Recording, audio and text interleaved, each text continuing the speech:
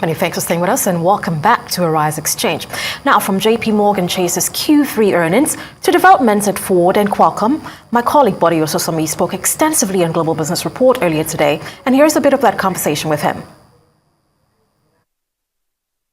It was expected that the banks would do well, and higher rates allow earnings to benefit from the interest on loans, definitely, and I think that's what happened. But high rates could reduce demand for credit and also push higher delinquencies, but they wouldn't see a problematic credit type scenario emerging from any of the three banks. And also, depositors are looking elsewhere as money markets and new models offer much more attractive rates for their money, thus putting pressure on banks' funding costs. But of course, JP Morgan has just acquired Republic Bank, easily getting in some cheap deposits again. So I think these three banks, especially JP Morgan, are somewhat advantaged. They're not the norm by any stretch, but it's still important to know that there are risks there. When loan growth was low, banks invested excess capital into treasury bonds and other securities, and the value of those assets have tumbled, and we're talking of about $560 billion in unrealized losses. So it's still not too rosy if you just look at all the details. Still, this quarter was definitely very good. JP Morgan benefited from the acquisition of First Republic Bank. Out of that $13.2 billion, which is 35% year-on-year growth, $1.1 billion in a quarter. Can you imagine that? $1.1 billion for 3 months coming out of a so-called troubled bank. So these are smart players, and definitely they continue to do well, and they beat expectations both for third quarter profit and revenues, as they saw more interest income than expected, while credit costs weren't as bad. JP Morgan's chief executive, Jamie Dimon, celebrated the results, but urged caution, just like you said. The economic environment still is challenging. The geopolitical backdrop is still worrying. And he did talk a bit about Basel III, the new capital adequacy rules.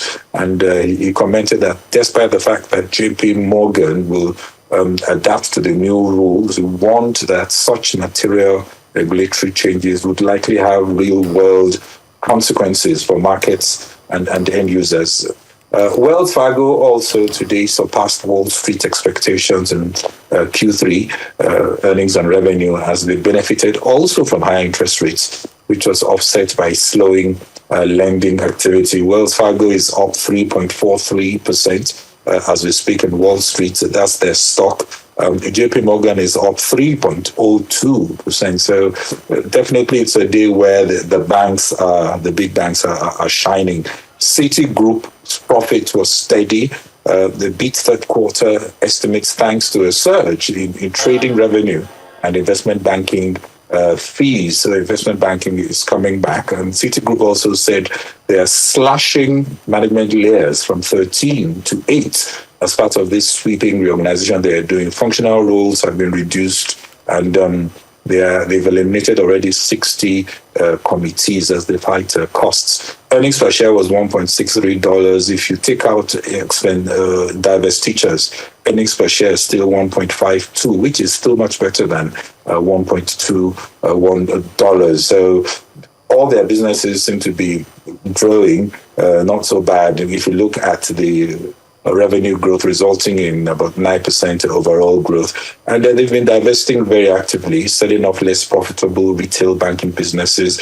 The latest is they're spinning off their onshore consumer wealth portfolio in China. So Citibank shares, as we speak, up 2.25%. So it definitely is a strong day for banks. Even I see that as we speak. All three indices have all turned negative.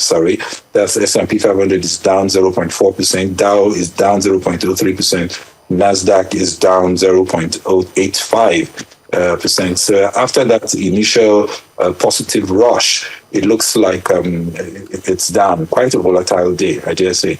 Yeah, absolutely. And quite a leap and great news, particularly for JP Morgan as well, right? But let's take a look at the Activision Blizzard acquisition next. Did you envisage that it will take this long at all, Bode? Well, this is the biggest deal we've ever seen, so it could take quite long. It's also coming at a time when regulators want to, the optics of really challenging these giants is very powerful for them. They want to be seen as being able to challenge. Their competitive strength is really, really extremely powerful now. And I think UK CMA chief, Sarah Cardwell, she's now boasting that their tough approach, even as cloud gaming grows, is now their tough approach will ensure people get more competitive prices, better services, and more choice, adding that the CMA is that's the UK only agency that has been able to deliver such a significant concession from Microsoft, and they're not easy to deal with. But having said that, they've also blamed Microsoft for the long time this deal took, because their initial proposition, as far as they were concerned, was a waste of time. It wasn't acceptable from a competitive perspective until they conceded to selling the gaming rights, like they just did, which to some extent is something that I guess they could have initially proposed 2 years ago. But of course, they also are negotiating, so they probably kept some of their bullets till the last minute. But I think this has shown that you can challenge the tech giants. There is scope to improve the competitive environment, even though both the CEO of Microsoft and Activision Blizzard are celebrating the endless possibilities that come out of this deal. The CMA are also calling it a win for them in being able to exact these concessions. My short take is that the tension between regulators and business is good. You just can't allow the likes of Microsoft, without any checks and balances, to just do what they want. So you just have to get the right balance. And I think this time, they were able to. And there's probably more scope to pressure tech giants to amend their business model so they're less intimidating. Brussels had caved in much earlier. In the US, it was a bit tougher. Remember, the courts had to get involved, and they eventually rejected the Federal Trade Commission's bid to block the deal.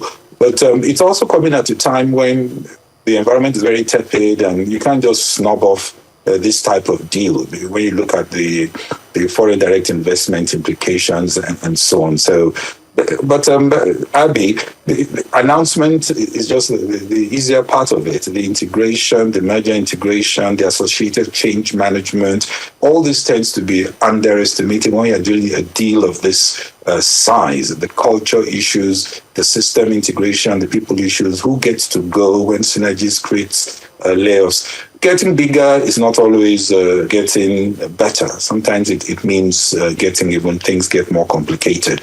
So let's see how this flies as they execute this huge mammoth transaction. All right, absolutely. And as you mentioned, checks and balances should never be underestimated, just as important. But talking about competitiveness, it's never great to hear about companies scaling back on staff. What can you tell us about Qualcomm's decision to do so? Well, in August, they already warned. Chief Financial Officer Akash Pakilwala warned that they'll be taking, they called it proactive measures then to cut costs as the company faces shrinking revenue. You already mentioned the fact that they announced a deal with Apple to provide 5G chips through at least 2026. But you and I know that smartphones are seeing a lot of pressure when it comes to growth. Qualcomm, they're also the chip supplier for the newly announced Meta Quest 3, but demand for metaverse gadgets are not exactly going super high. They're not selling like hotcakes. So it's a difficult market, and I think they're just coming to terms. Three things that I see that's driving many of these difficulties. Although I think they are just reflective, one, of the growing global economy, which is at best tepid. The World Bank, IMF, said the world is limping, given how the economy is doing as rate hikes are biting. All this is going to affect markets. Secondly, we are sitting in a high inflation era. Target inflation of 2% will not happen until 2025. So costs will continue to be high. Wallets will continue to be tight. And that means the value proposition has to be even better. So it's not going to be easy to just upgrade your smartphone as you used to in previous eras. And the trade fragmentation is another issue. Madam Okonjo-Iweala spoke to this on the BBC today, saying that this new trend of doing business with countries and people you like is making everything expensive, especially the tech space, which is used to thriving in a global supply chain. All that is now becoming more complicated. And so with all these costs, it's going to create a demand for consolidations to find synergies and save money.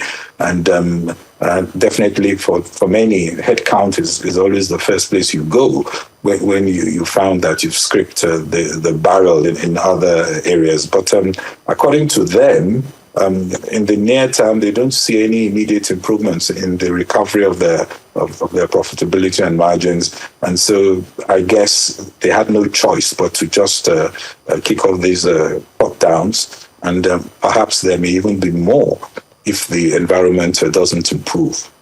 All right, now in wrapping up, let's take you through the European markets. We're finished broadly lower today, with shares in Germany leading to the region. The DAX is down by 1.55%, while France's CAC 40 is off 1.42%, and London's FTSE 100 is lower by 0.59%. Pan-European Stock 600 index closed at a negative 1.10% lower, with nearly all sectors posting declines. And finally, IBEX 35 closed down 1.10%, with an all-share index of 9,232.90. All right, so that's it for this edition of Arise Exchange. From all of us here in Lagos, Nigeria, thank you for watching. See you next week.